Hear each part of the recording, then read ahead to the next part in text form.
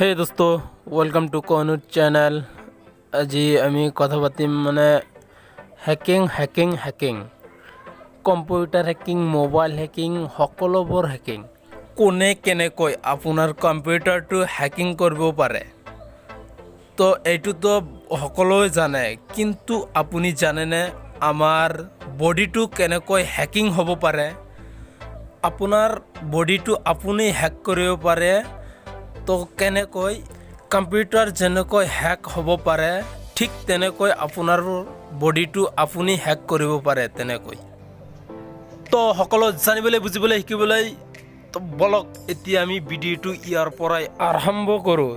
তো আপুনি ভিডিঅ'টো একেবাৰে লাষ্ট পৰ্যন্ত চাই থাকিব। Number 1, the memorising trick.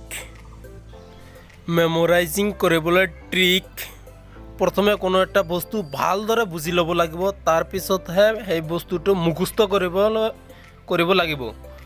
যেনে আমি এটা উদাহৰণস্বৰূপে লৈছোঁ মেথ অৰ ফিজিক্স।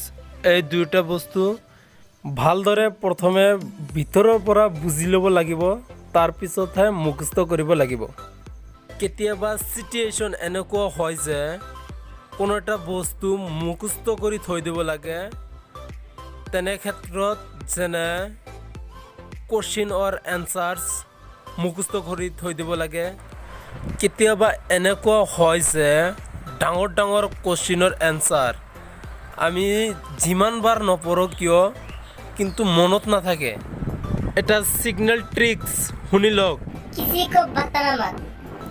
সবচে পেহলি ডাঙৰকৈ পঢ়া। আমাৰ ভিতৰত বহু ষ্টুডেণ্টছ মনে মনে পঢ়ি থাকে, কিন্তু ডাঙৰকৈ পঢ়িব লাগে। ৰুকো এইখিনিতে ট্ৰিক হেক হোৱা নাই। তো আপুনি ভাবিছিল নেকি এইটো ট্ৰিপছ আছিল নেকি? নহয়।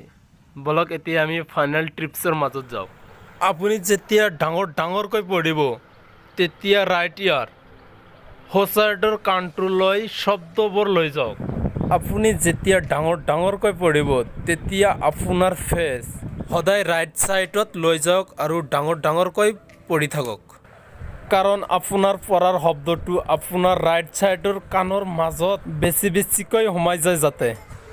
এই চাইণ্টিফিকেলি প্ৰুফ লেফ্ট ইয়াৰ, অৰ্থাৎ আপোনাৰ লেফ্ট ছাইডৰ কাণটোতকৈ ৰাইট ছাইডৰ কাণটোত বেছিকৈ শব্দ দিব লাগে। কাৰণ লেফ্ট ছাইডৰ কাণটোতকৈ ৰাইট ছাইডৰ কাণটো ষ্ট্ৰং বেছি হয়। আপুনি যেতিয়া এই কাণটোৰ পৰা কিবা এটা শব্দ শুনিবলৈ পায় বা ভয়েচ শুনিবলৈ পায়, সেই শব্দটো আমাৰ মাজত বেছি সময়লৈকে মনত থাকে আৰু আপুনি শুনিবলৈ পোৱা অডিঅ' আপোনাৰ ব্ৰেইনটোত ইনষ্টল হৈ যায়। এক ৰিচাৰ্চ অনুযায়ী আপোনাৰ লেফ্ট ইয়াৰ অৰ্থাৎ আপোনাৰ বাওঁ কাণটো বনাইছে সাউণ্ড অৰ মিউজিক লিয়ে, আৰু আপোনাৰ ৰাইট ইয়াৰ বনাইছে শব্দ ৰিটেক্ট কৰাৰ কাৰণে। আপুনি যদি আপোনাৰ ফেচ ৰাইট ছাইড লৈ পঢ়ে, তেনেহ'লে পঢ়া সোনকালে মুখস্থ হয় আৰু বেছি সময়লৈকে মনত থাকে। তো এতিয়া এটা বস্তু ধৰি লওঁ, আপুনি ধৰক এজন মানুহক বাৰে কৈছে যে আমাৰ এটা কাম কৰি দিয়ক, কিন্তু সেই মানুহজনে আপোনাৰ কথাত কোনো গুৰুত্বই নিদিয়ে।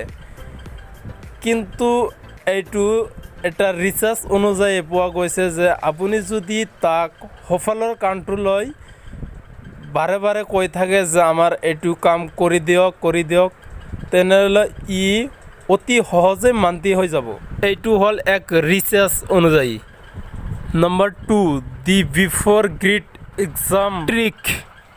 আপোনাৰ লগত কেতিয়াবা এনেকুৱা হয় নেকি, এক্সাম যোৱাৰ সময়ত সব কুছ ঠিক ৰেহতা হে, লাগতা হে হা চলো मैंने পঢ় লিয়া, আসানি সে এক্সাম দে দুংগা। যেতিয়া এক্সামত বহি যাওঁ, তেতিয়া আমাৰ দিমাগ এনেকুৱা হৈ যায় যে ব্লাংক। আচলতে আমাৰ দিমাগ ব্লাংক নহয়। সেই সময়ত এই কাৰণে হয় যে আমাৰ শৰীৰত ৰিলেক্স নথকাৰ কাৰণে আমাৰ ৰিলেক্সড হোনে কি জৰুৰত হে। যেতিয়া আমি কুৱেশ্যন পেপাৰ পঢ়িবলৈ লওঁ, তেতিয়া আমাৰ দিল 500 স্পীড চলিবলৈ ধৰে। সেইকাৰণে আমি সকলোবোৰ ভুলি যাওঁ। ইছকা মতলব সলিউশ্যন কিয়া হে, তেতিয়া আপুনি এটা কাম কৰক, আপোনাৰ হাতটো এই পজিশ্যনত মেলি দিয়ক আৰু তিনিটা আঙুলি লওক। আঙুলি তিনিটা এনেকৈ থৈ দিয়ক আৰু এটা আঙুলিৰে এনেকৈ মাৰি থাকক। 10ৰ পৰা 20 বাৰ এনেকৈ টাচ কৰক। তাৰপিছত আপুনি চাব যে আপোনাৰ শৰীৰটোত বহুত ৰিলেক্স হৈ আছে আৰু আপোনাৰ হাৰ্ট ৰেট নৰ্মেল হৈ যাব আৰু ভাল লাগিব।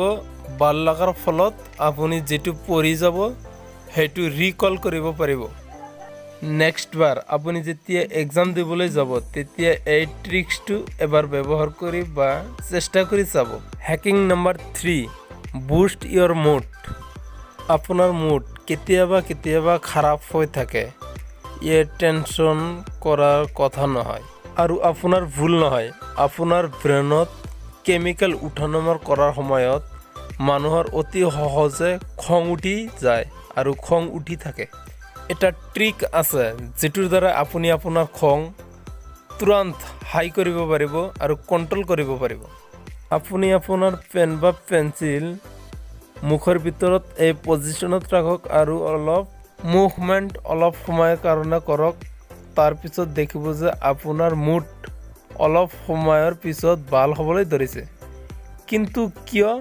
ইয়াৰ সাইণ্টিফিকেলি ৰেজাল্ট হ'ল যেতিয়া আপুনি হাঁহে আপোনাৰ লিপছ এনেকুৱা হৈ যায় আৰু মাছল এক্টিভেট হৈ যায়। আৰু যদি আপুনি পেন বা কলম লিপছৰ ভিতৰত থৈ দিয়ে তেতিয়াহ'লে মাছল এক্টিভেট হৈ যায় আৰু আপোনাৰ ব্ৰেইন বেবকুফ হৈ যায় আৰু আপোনাৰ ব্ৰেইন বুজি পায় যে আপুনি খুশি হৈ আছে। সেইকাৰণে আপোনাৰ ব্ৰেইনত বেছি কেমিকেল ৰিলিজ কৰিবলৈ ধৰে আৰু আপোনাৰ মুড বেটাৰ হ'বলৈ ধৰে। বডি হ্যাকিং নাম্বাৰ 4, হোল্ড ইয়ৰ ব্ৰেথ লংগাৰ। সৰুৰ পৰা আমি চেলেঞ্জ বহুত ভাল পাওঁ আৰু আপোনাৰ পোৱাটো দৰকাৰ। उसी समय मैं और मेरा दोस्त चैलेंज लगाता थी। चलो देखते हैं तो सबसे ज़्यादा तक अपनी सांसों को कौन रोक पाता है। তেতিয়া আমি বেছিকৈ শ্বাস লৈছিলোঁ যিমান পাৰোঁ সিমানলৈকে। নৰ্মেল মানুহে এইটোই কৰে। চলো ইয়াক হেক কৰোঁ। ট্ৰিক এইটোই, বেছি সময় শ্বাস ধৰি ৰাখিবৰ কাৰণে তেতিয়া এক ব্ৰিথ ব্ৰেকৰ বদলত মাল্টিপল স্মল ব্ৰিথ স্লো, মানে এটা ডাঙৰ শ্বাস লৈ ৰখি যোৱাৰ বদলত যদি আপুনি 5ৰ পৰা 10 বাৰ সৰু সৰুকৈ শ্বাস লয় যেনে বদলত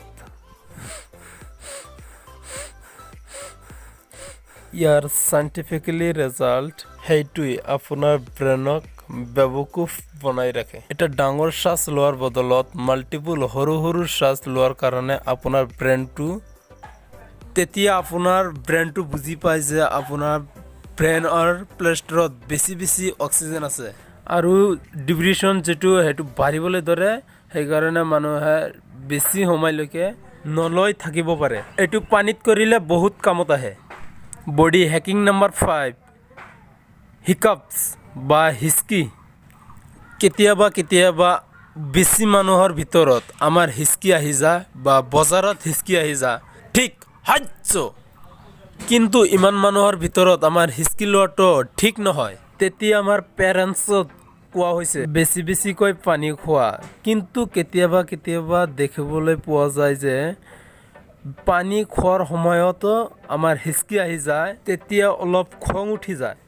এইটোৰ এটা ট্ৰিপ আছে যেটোৰ দ্বাৰা আপুনি আপোনাৰ হিচকি বন্ধ কৰিব পাৰিব। আপোনাৰ চকুৰ ঠিক মাঝখানত আপোনাৰ এটা আঙুলিৰে মাঝখানত 5-10 বাৰ মান টাচ কৰি থাকক। তেতিয়া আপুনি চাব যে হিচকিটো বন্ধ হৈ গৈছে। Finally body hacking number 6, the acupressure magical body hack. Acupressure কোনো মেজিক্যাল চিজ নহয়, ই পুৰা সাইণ্টিফিকেলি কাম কৰি থাকে। আপোনাৰ বডিত বহু জাগাত কয়েন্স হয়, টাচ কৰিব, ফ্ৰেছ কৰিব বা এক্টিভেট কৰিব, তেতিয়া আপোনাৰ পুৰা বডি এফেক্ট কৰিবলৈ ধৰে। এইটো আপোনাৰ মানসিক দশা বদল কৰিবলৈ শক্তি আগবঢ়ায়। আপুনি আগৰ এই হাতটোৰ কথাটো জানিছে, ঠিক সেইদৰে আপোনাৰ হাত এফেক্ট কৰে। আপোনাৰ হাতৰ 5টা ফিংগাৰ অন্যান্য ৰিলেটেড হয়। ৰিচাৰ্চ অনুযায়ী আপোনাৰ ফাৰ্ষ্ট ফিংগাৰ ই টেনশ্যনৰ কাম কৰিবলৈ ধৰে।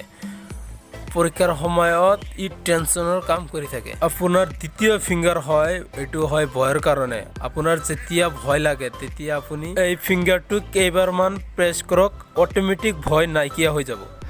আপোনাৰ তৃতীয় ফিংগাৰটো খঙৰ কাৰণে। আপোনাৰ যেতিয়া বেছি খং উঠে তেতিয়া আপুনি এই আঙুলিটো কেইবাৰমান প্ৰেছ কৰক, অট'মেটিক নাইকিয়া হৈ যাব খং। আৰু আপোনাৰ চতুৰ্থ ফিংগাৰটো, আপোনাৰ যেতিয়া বেয়া বা দুখ লাগে তেতিয়া এই ফিংগাৰটো কেইবাৰমান প্ৰেছ কৰক, অট'মেটিক বেয়া বা দুখ নাইকিয়া হৈ যাব আৰু আপুনি এনজয় কৰিব পাৰিব। আৰু আপোনাৰ একেবাৰে লাষ্ট সৰু ফিংগাৰটো কনফিডেন্স সিদ্ধান্ত কৰিবৰ কাৰণে ই কাম কৰি থাকে। আৰু আপোনাৰ একেবাৰে হাতৰ মাজত এইখিনি জেগাত কাম কৰে ইণ্টেলিজেণ্ট, আপোনাৰ বুদ্ধি সকলোবোৰ বৃদ্ধি কৰিবলৈ কাম কৰি থাকে। নাজানো কি ভুকিলোঁ। যদি ভিডিঅ'টো ভাল লাগিল তেনেহ'লে ভিডিঅ'টোত এটা লাইক কৰক আৰু বন্ধু বান্ধৱসকললৈ শ্বেয়াৰ কৰক আৰু একেবাৰে লাষ্টত আমাৰ চেনেলটো ছাবস্ক্ৰাইব কৰিবলৈ নাপাহৰিব। এইখিনিতে আজিলৈকে বাই বাই। জয় অসম।